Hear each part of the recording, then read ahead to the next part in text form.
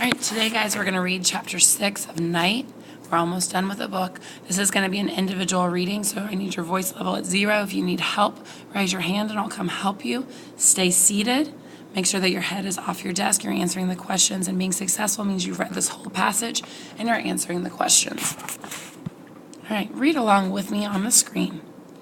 An icy wind was blowing violently, but we marched without faltering. The SS made us increase our pace. Faster, you tramps, you flea-ridden dogs. Why not? Moving fast made us a little warmer. The blood flowed more readily in our veins. We had the feeling of being alive. Faster, you filthy dogs.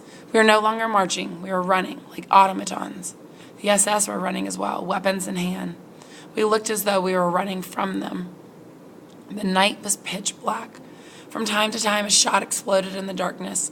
They had orders to shoot anyone who could not sustain the pace. Their fingers on triggers, they did not deprive themselves of the pleasure. If one of us stopped for a second, a quick shot eliminated a filthy dog. I was putting one foot in front of the other like a machine.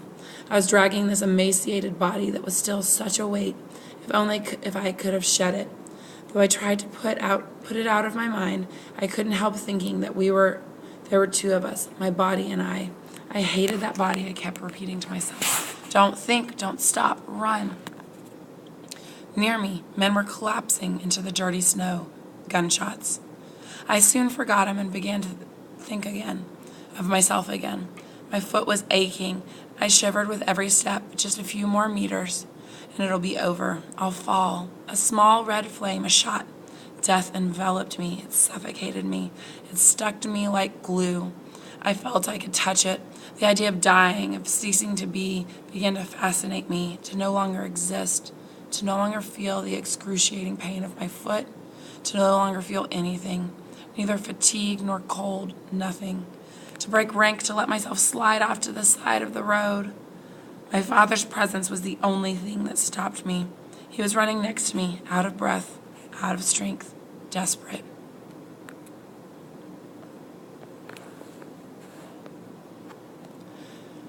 I had no right to let myself die. What would he do without me? I was his sole support. These thoughts were going through my mind as I continued to run, not feeling my numb foot, not even realizing that I was still running, that I still owned a body that galloped down the road among thousands of others. The road was endless, to allow oneself to be carried by the mob, to be swept away by a blind fate. When the SS were tired, they were replaced, but no one replaced us.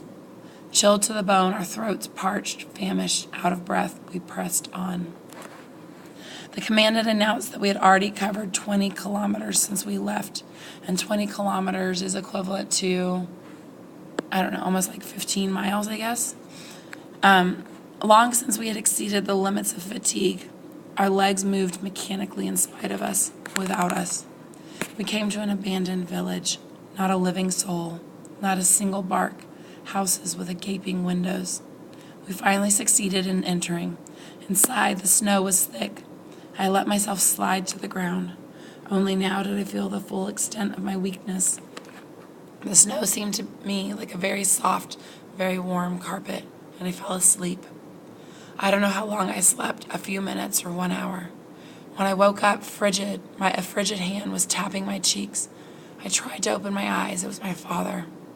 Don't let yourself be overcome by sleep, Eliza. It's dangerous to fall asleep in snow. One falls asleep forever. Come, my son, come, get up. Get up? How could I? How was I to leave this warm blanket? I was hearing my father's words, but the meaning escaped me, as if he had asked me to carry an entire shed on my arms. Come on, son, come. I got up with clenched teeth. Holding on to me with one arm, he led me outside. It was not easy. It was as difficult to go out as to come in. Beneath our feet there lay men, crushed, trampled underfoot, dying. Nobody paid attention to them. We were outside. The icy wind whipped my face. I was constantly biting my lips so they wouldn't freeze, and all around me what appeared to be a dance of death. My head was reeling. I was walking through a cemetery. Among the stiffened corpses there were logs of wood. Not a sound of distress, not a plaintive cry, nothing but mass agony and silence. Nobody asked anyone for help. One died because one had to. No point in making trouble.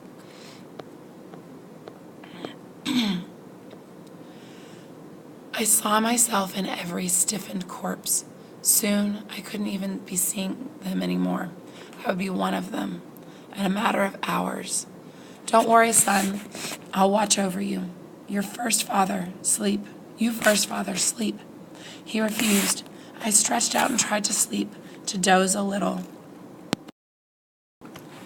He refused. I stretched out and tried to sleep, to doze a little, but in vain.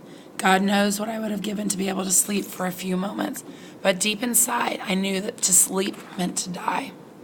And something in me rebelled against that death which was settling in all around me. Silently, gently, it would seize upon a sleeping person, steal him and devour him, bit by bit. There was a shouting outside in the courtyard. Night had fallen and the SS were ordering us to form ranks. We started to march once more. The dead remained in the yard under the snow without even a marker. Like fallen guards, no one recited Kaddish over them. Sons abandoned the remains of their fathers without a tear. On the road it snowed and snowed. It snowed endlessly.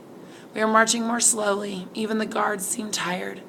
My wounded foot no longer hurt, probably frozen. I felt I had lost that foot. It had become detached from me like a wheel fallen off a car. Never mind. I had to accept the fact I would have to live with only one leg. The important thing was not to dwell on it, especially now. Leave those thoughts for later. Our column had lost all appearance of discipline. Everyone walked as he wished, as he could. No more gunshots. Our guards were surely tired. But death hardly needed their help. The cold was conscientiously doing its work. At every step, somebody fell down and ceased to suffer. We stayed in Gleitwitz for 3 days, days without food or water. We were forbidden to leave the barrack. The door was guarded by the SS. I was hungry and thirsty. I must have been very dirty and disheveled to judge by what the others looked like. The bread we had bought from Dubuna was devoured long since, and who knew what would be given when we would be given another ration. We learned that we would be moved to the center of Germany. On the 3rd day at dawn, we were driven out of the barrack. We threw blankets over our shoulders like prayer shawls. We were directed to a gate that divided the camp in two.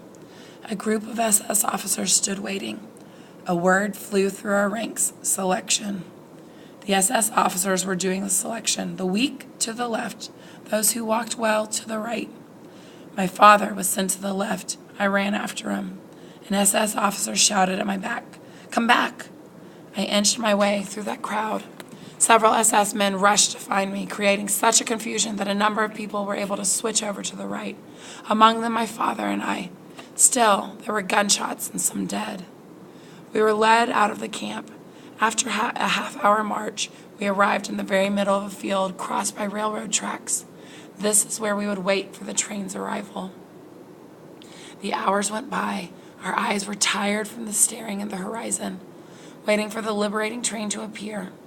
It arrived only very late that evening, an infinitely long train composed of roofless cattle cars. The SS shoved us inside, 100 per car. We were so skinny. When everyone was on board, the convoy left.